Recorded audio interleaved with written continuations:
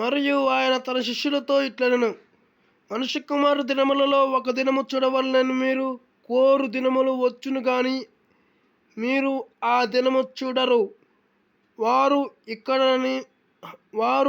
ఇదిగో ఇక్కడనని అదిగో అక్కడనని మీతో చెప్పిన ఎడల వెళ్ళకుడి, వెంబడింపకుడి.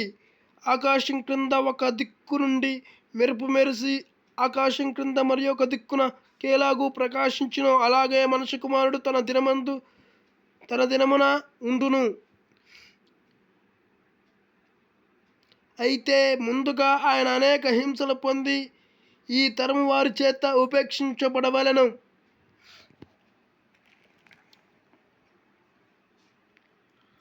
నోవాహు దినములలో జరిగినట్లు మనుష్య కుమారుడు దినములలో జరుగును.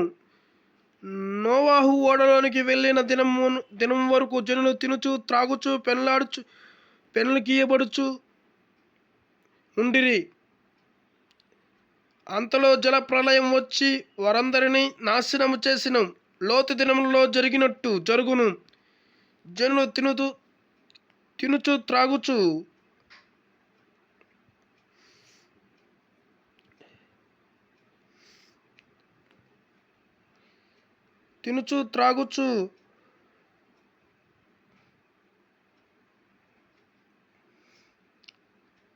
అమ్ముచు కొనుచు నారు నాటుచు ఇల్లు కట్టుచు ఉండిరి. అయితే లోతు సొదొమ విడిచిపోయిన దినమున ఆకాశం నుండి అగ్ని గంధకము కురిచి వారందరినీ నాశనము చేసెను.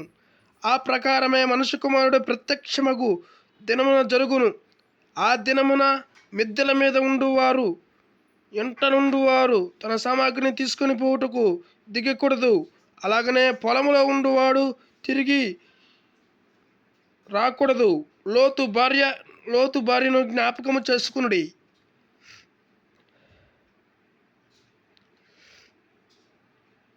తన ప్రాణమును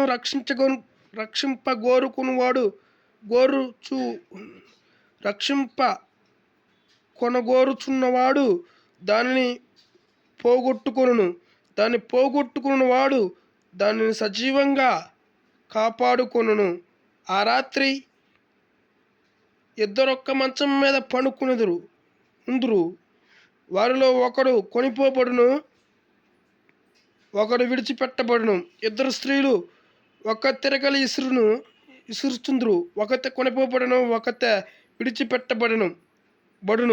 శిష్యులు, ప్రభువా, ఇది ఎక్కడ జరుగును అని ఆయనను అడిగినందుకు ఆయన, పీనుగు ఎక్కడ ఉండునో అక్కడ గద్దలు పోగొగునని వారితో చెప్పెను. లూకా సువార్త 17వ అధ్యాయం. లైక్ చేయండి, షేర్ చేయండి, సబ్స్క్రైబ్ చేయండి.